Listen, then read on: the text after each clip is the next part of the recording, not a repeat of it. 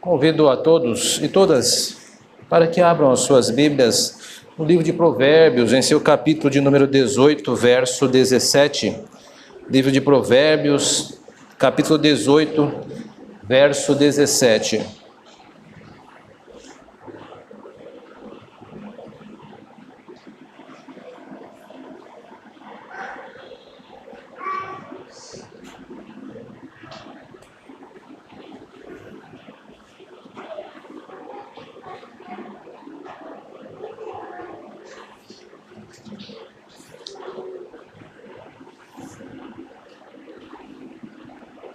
Diz assim o nosso texto: o que começa o pleito parece justo, até que vem o outro e o examina. Eu vou reler.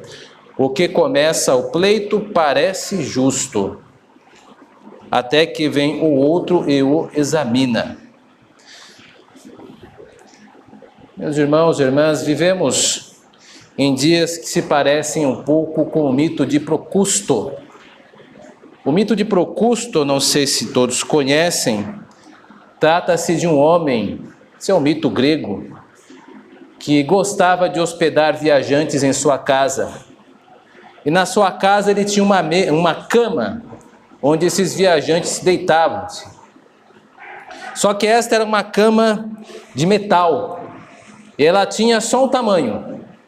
Então, se a pessoa era maior do que a cama, então cortava-se, amputava-se os pés e cortava-se a cabeça.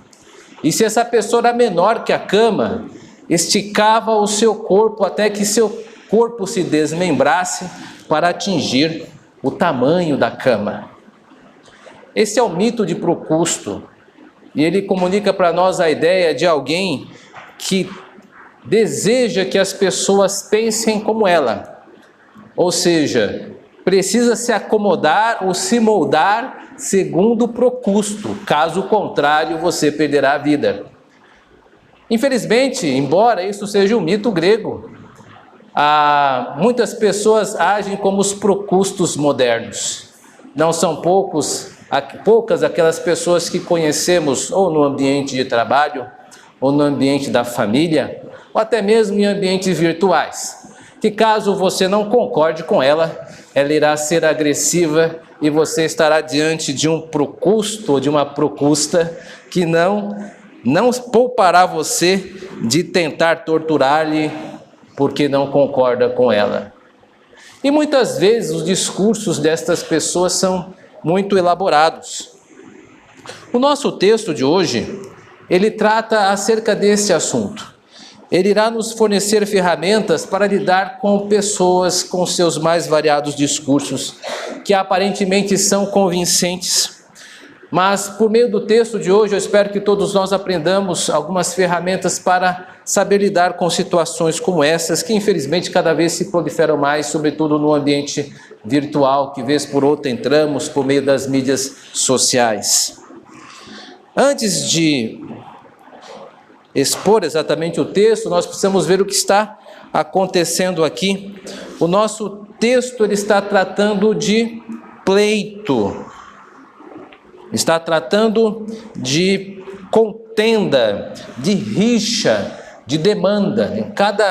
Cada uma destas palavras que eu citei são traduções possíveis do termo hebraico aqui, o que começa o pleito, né? Pleito geralmente é contenda, rixa ou demanda. Por exemplo, contenda em Provérbios, no seu capítulo 15, verso 18, diz assim: o homem iracundo suscita contendas, mas o longânimo apazigua a luta. Nesse provérbio, o mesmo termo para pleito é contenda. Também em Provérbios nós temos esse mesmo termo traduzido por rixas. Em Provérbios 26, 21, como o carvão é para a brasa e a lenha para o fogo, assim o homem contencioso para acender rixas. E nesse texto, a mesma palavra que foi usada para pleito foi usada para rixas. E por fim, texto que estava presente na nossa liturgia, demandas. Em Êxodo 23, verso 2 diz assim: não seguirás o caminho da multidão para fazeres o mal, nem deporás numa demanda, inclinando-se para a maioria, para torcer o direito. Então, quando nós estamos diante de uma discussão, de uma demanda ou de uma rixa, geralmente nós nos sentimos envolvidos e parece que isso exige de nós um posicionamento. Então, quando você estiver diante disso, eu lhe aconselho a usar as seguintes ferramentas. Primeiro, evite o caos, evite a bagunça. O texto de hoje, ele tem uma ordem. Veja aqui no verso 17, logo no seu início, diz assim: o que começa o pleito. Parece aqui que nós estamos diante de uma briga, de uma discussão, de uma demanda, mas mesmo diante disso, existe uma ordem, existe alguém que começa, alguém que ouve.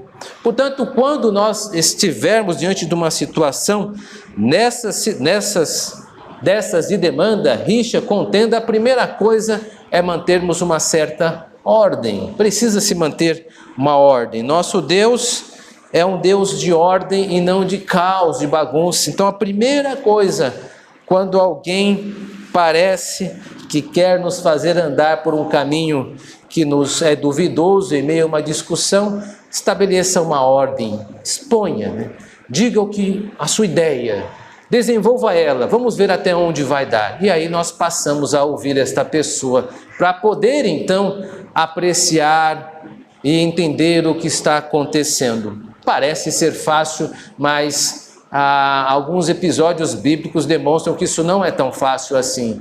Cito, por exemplo, o julgamento de Salomão. Logo quando Salomão pede a Deus sabedoria, no livro de Reis, o primeiro evento que demonstra a sabedoria de Salomão é o julgamento entre duas mulheres que disputam o mesmo filho. Ambas, elas dividem o mesmo dormitório, ambas tiveram um filho no mesmo dia e, infelizmente, uma delas dormiu sobre a criança e esta criança acabou morta. Esta mulher pega esta criança morta e substitui pela criança viva da colega. E esta só percebe no dia seguinte. E então nós temos duas mães disputando o mesmo filho, um caso difícil, ambas reivindicando a maternidade. E naquela época não existia certidão, não existia documentação alguma, era apenas a experiência, a percepção que valia ali. Levam o caso para Salomão e ele então precisa dar um veredicto acerca dessa situação. Como fazê-lo? E aí nós nos lembramos da história onde Salomão saca a sua espada e diz que cortará a criança ao meio. Então a mãe manifesta-se, a mulher manifesta-se com seu instinto maternal de proteção, diz assim: não deixe que a criança viva, ainda que com outra mulher. Então Salomão aponta: eis aqui a mãe, dê a criança a esta mulher. E aí nós temos uma sentença salomônica, uma sentença sábia, e Salomão ganha o respeito de toda a comunidade por causa deste parecer. Mas isso não foi algo muito simples, porque Salomão teve que ouvir aquelas pessoas e aquelas pessoas tinham que ouvir-se mutuamente. E isto requer exercício, isso requer escuta, dando ao outro o direito de falar. Então, cada uma teve o seu direito preservado de discorrer sobre o seu caso. Salomão escutou e também a outra parte. Assim, a outra parte também teve o direito de falar, dar a sua versão. Salomão escutou e aí a outra parte também, embora tivessem dificuldades. Houve uma ordem, ambas tiveram o mesmo direito de fala e ambas foram ouvidas e julgadas desta maneira. Portanto, a primeira coisa a fazer quando um assunto é difícil, há uma certa discussão, é estabelecer uma ordem. Vamos ouvir primeiro e julgar depois. E é isso que Salomão fez. E para evitar o caos, não apenas isso, mas precisamos também, em segundo plano, termos clareza que nós vamos ter impressões provisórias sobre a situação. O que são impressões provisórias? Veja que o texto ele diz que quando nós ouvimos alguém, nós emitimos um certo julgamento.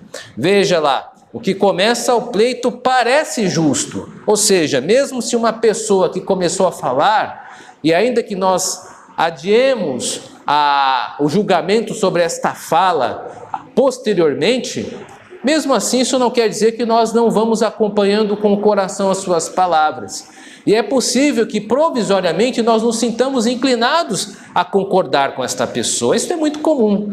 Nós tecemos julgamentos a todo momento. As emoções são um tipo de julgamento. Nós ficamos felizes ou tristes quando recebemos uma informação. Isso é um julgamento emocional. Nós estamos julgando em todo momento, vocês também agora mesmo estão me julgando nesse sermão, e isto não é ruim, isto faz parte da nossa constituição, e é isso que ele está dizendo. Nós precisamos ter clareza que no momento em que alguém enuncia, seja qualquer pessoa, nós estaremos acompanhando com um tipo de parecer provisório, ou diremos conosco mesmo, esta pessoa parece estar mentindo, esta pessoa parece estar exagerando, ou diremos, esta pessoa parece estar indo bem, eu concordo com ela. Isto é totalmente comum, não é errado termos pareceres, contanto que saibamos que são de caráter provisório, como o texto diz. Esta pessoa, ela parece justa, nós podemos ter esse tipo de julgamento no primeiro ato de fala, mas nós precisamos tomar cuidado, porque é um julgamento provisório, e por ser provisório ele não é fornecido, não é baseado em dados consistentes, sim, mais pela nossa emoção. E se nós fizermos desse julgamento provisório o motivo de tomarmos decisão, poderemos incorrer em erro. Davi, por exemplo, ele comete um erro dessa maneira quando ele está fugindo de Absalão. Esse episódio, Absalão toma Jerusalém, Davi precisa fugir e de repente no caminho a sua comitiva é interpelada por Ziba.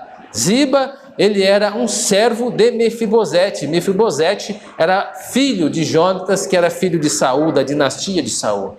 Para quem não sabe, Mefibosete foi colocado na mesa, na corte do rei, por um benefício de Davi, por uma promessa que havia feito a Jonatas. Então, Mefibosete gozava do favor do rei e comia em sua mesa. Mas Absalão veio e toda a corte teve que fugir. De repente Ziba aparece e Davi pergunta: onde está Mefibosete, o seu senhor?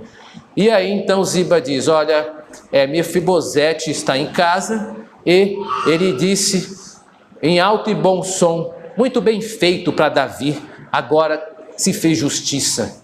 Então Davi, ouvindo isso, tomou logo um parecer e disse: Ziba, todas as terras que eu dei para Mefibosete agora são suas. Mas aí a situação de Absalão se resolve. Davi retorna para Jerusalém. E aí Mefibosete aparece. E aí Davi pergunta: onde você estava, Mefibosete? E Mefibosete disse: Ziba, ele me derrubou, tomou os provimentos que eu ia levar para o Senhor e me deixou jogado em casa. Então Davi percebeu que não tinha ouvido a história toda. Mas era tarde demais, já tinha dado as terras para Mefibosete, para Ziba. E aí ele tenta desfazer, dizendo que as metades da terra fiquem com você agora, Mefibosete. Mas o problema já tinha sido feito, já tinha ocasionado. Davi tomou um julgamento de um parecer provisório. Portanto, meus irmãos e irmãs, é muito comum nós termos algum parecer provisório, de uma sensação, de um sentimento que podemos ter, mas nós não podemos construir sobre esses pareceres provisórios as nossas sentenças, os nossos julgamentos cabais. Precisamos ouvir sempre os dois lados. Davi aprendeu isso das duras penas, e que isto sirva de exemplo para nós. Como o provérbio diz, aquele que primeiro fala, e no caso era Ziba, parecia justo, mas aí vem Mefibosete, e aí Davi percebe que só tinha uma versão e era tarde demais. Por isso, meus irmãos, a primeira ferramenta para resolvermos algumas questões que podem aparecer é evitar o caos, é colocar uma ordem, ordenar as falas para saber o que está acontecendo, como Salomão fez, ter certeza que você está munido ou munida das possíveis versões, para que você não tome uma decisão descabida e prove de sabor. Quantas famílias não foram divididas por situações mal resolvidas, onde um homem e uma mulher fez mau julgamento do seu cônjuge apenas por versões parciais. Quantas amizades não foram duramente feridas porque sentenças foram promulgadas sem conhecer todas as versões dos fatos. Cuidado, meus irmãos, isto é mais comum do que parece. É preciso ouvir os dois lados, entender o que está sendo dito e aí então, só depois, fornecer um parecer sobre o assunto. O texto então continua nessa sua segunda metade do Provérbios. E aí nós vamos ver um outro princípio bem exposto aqui. O primeiro nós vimos que é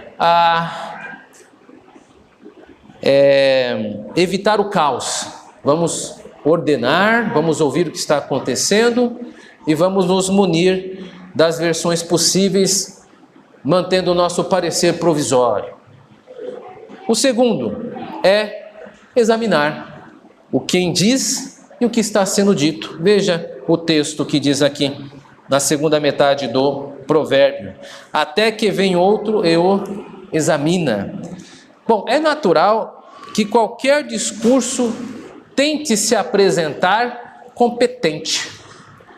É natural que todo discurso, qualquer que seja a pessoa que fala, ela trabalhe com uma competência.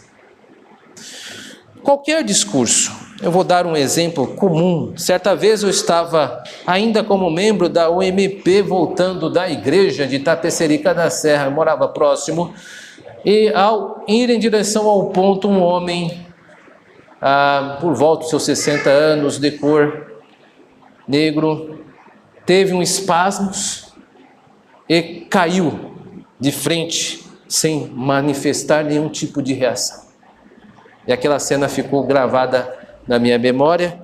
Eu fui até lá e algumas pessoas em volta conheciam os familiares que estavam ali, e aquela situação tensa, um voltou para o outro e disse assim: olha, fulano está morto. E eu, que estava próximo, disse a ele: você é médico? Você tem competência para dar aqui atestado de óbito? Tudo que nós sabemos é que este homem está inconsciente, vamos socorrê-los. Então paramos um carro e rapidamente colocamos esta pessoa dentro do carro para ser levado ao hospital. O ponto que eu quero chegar é que numa situação como aquela, aquele dito está morto, parece simples, declarativo, mas aquela pessoa não tinha competência para dizer aquilo e muito menos bom senso para saber que não era o necessário a ser dito numa situação de emergência como aquela. Mas muitos discursos parecem convenientes, parecem competentes, mas quando vai se questionar, percebe que não são. Porque é natural que todo discurso tente se apresentar assim. Qualquer pessoa que vai defender uma tese, que vai falar sobre assunto, do seu time de futebol, até mesmo questões filosóficas e políticas, esta pessoa vai tomar um lugar de discurso que vai se entender competente. É natural isso, mas passa por nós examinarmos que competência é essa, quem está dizendo e o que está sendo dito. Esses são os posicionamentos mais básicos. Precisamos ter o nosso instinto bereano. Lembra-se da igreja de Bereia, que foi de forma entusiasta elogiada por Paulo, por ser uma igreja que examinava o que estava sendo dito? Portanto, nós precisamos examinar, como o provérbio diz, todo mundo parece ter razão quando está falando, mas aí vem outro e o questiona. Portanto, meus irmãos, a primeira coisa para um exame ser feito é examinar o que está sendo dito. É preciso examinar qual que é o conteúdo que está sendo falado nesse discurso. E a história tem exemplos vastos para nos ilustrar a importância disso. Eu relembro aqui, para não cansá-los, apenas um discurso, que é o discurso das vítimas dos soldados oficiais da Segunda Guerra Mundial Alemã. Eu acredito que os irmãos estão bem conscientes do fato da Segunda Guerra, em que os alemães foram derrotados pela aliança militar, encabeçada pelos Estados Unidos. E então se instalou um tribunal chamado o famoso Tribunal de Nuremberg. E neste tribunal, os oficiais alemães justificaram a matança de milhões de pessoas, dizendo que estavam apenas cumprindo ordens. Esse era o discurso deles. Estávamos apenas cumprindo ordens.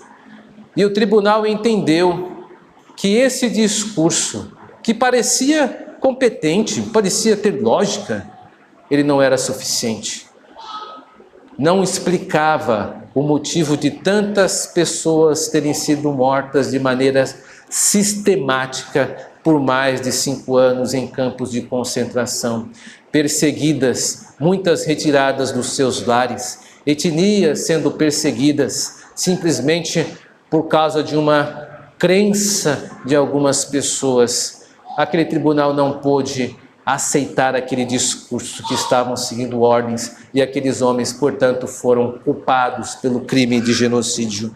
Por isso, meus irmãos e irmãs, o discurso parecia que tinha uma lógica, tinha uma certa competência, mas averiguando a grande dor que causou e a desproporcionalidade de vítimas, disse: isso não podemos aceitar isto. O tribunal recusou e aqueles homens foram punidos pelas mortes que infligiram a milhões e milhões, não apenas de pessoas, mas as suas famílias que ficaram aguardando pela justiça. Não precisamos examinar apenas o que está sendo dito, mas quem está dizendo. E aí um outro episódio também da nossa história moderna foi o laureamento de Barack Obama em 2009 pelo Nobel da Paz. Essa situação foi bastante gritante na época, porque os Estados Unidos estavam impetrando uma guerra no Iraque e semanas anteriores à recepção deste Nobel da Paz, Barack Obama estava enviando milhares de soldados para uma nação estrangeira a fim de impor a ordem norte-americana. Então houve um conflito nesse período da recepção deste prêmio. Como é que alguém que está fomentando a guerra pode receber o Nobel da Paz? Então, Obama, tomando o púlpito, ele começa a destilar acerca da guerra justa, uma filosofia que defende que as pessoas têm todo o direito de utilizar a violência para si. E aí, quem tiver curiosidade, leia o seu discurso Nobel da Paz. O fato é que ele ficou uma situação difícil, porque as pessoas que falam da paz precisam ser pessoas que acompanham a paz. E no caso ele estava dentro de uma grande incoerência. Por isso, meus irmãos e irmãs, quando nós falamos de examinar alguém, precisamos partir desses 2 pontos principais. O que está sendo dito e quem é que está falando? Quantas e quantas vezes na internet nós não vemos pessoas divulgando ideias e nós nem sabemos quem é que são essas pessoas e as adotamos. Precisamos ter os nossos critérios mais afinados para não sermos vítimas de engano e de maneira culposa não venhamos aí a dar sustentação a ideias que são descabidas, como nós temos mostrado dos estudos de classe única, quando ouvimos mensagens de outros ditos evangélicos. Quando nós falamos de exame, estamos falando de julgamentos, e aqui eu não desconsidero o que Cristo disse: não julgueis para não seres julgados. Mas quando nosso Senhor falou isso, Ele não estava dizendo que nós devemos não examinar nada. A ideia é que nós não devemos julgar de uma forma superficial. O exame precisa ser feito. Lá na primeira epístola de Paulo aos Coríntios, em seu capítulo 6, Paulo exige essa postura da igreja, de que ela julgue as pessoas e as suas falas que estão em seu seio. assim como nós também precisamos tomar cuidado, meus irmãos e irmãs. E por fim, ainda falando de exame, falamos sobre examinar alguém, falamos sobre examinar um conteúdo, mas precisamos lembrar que todas as vezes que vamos examinar alguém ou examinar um conteúdo, nós estamos nos valendo de critérios. Não é errado examinar, muito pelo contrário, devemos fazê-lo, mas precisamos estar atentos aos critérios que estamos usando ao examinar. Lemos há pouco tempo o livro de Êxodo, capítulo 23, verso 3, e há uma grande preocupação com o legislador aqui, de que Israel não incorresse em erro no seu julgamento. Portanto, ele dá uma advertência que é importante para nós. No capítulo 23, no verso 2: não seguirás a multidão para fazeres o mal, nem deporás numa demanda, inclinando-te para a maioria para torcer o direito. Há um critério que por vezes se impõe para nós, que é o critério da maioria. Quantas e quantas vezes nós já não fomos prensados por alguém quando nos dizem: olha, todos concordam, mas você não. Todo mundo aqui está tomando essa decisão, menos você. Quantas vezes nós já não fomos, às vezes, pego por esse tipo de argumento? Mas esse argumento é um argumento enganoso. A quantidade não deve ser o critério absoluto. Precisamos tomar cuidado que alguns critérios não podem se tomar absolutos, e a quantidade é um deles. Moisés está preocupado dizendo: tomem cuidado, porque a maioria se engana.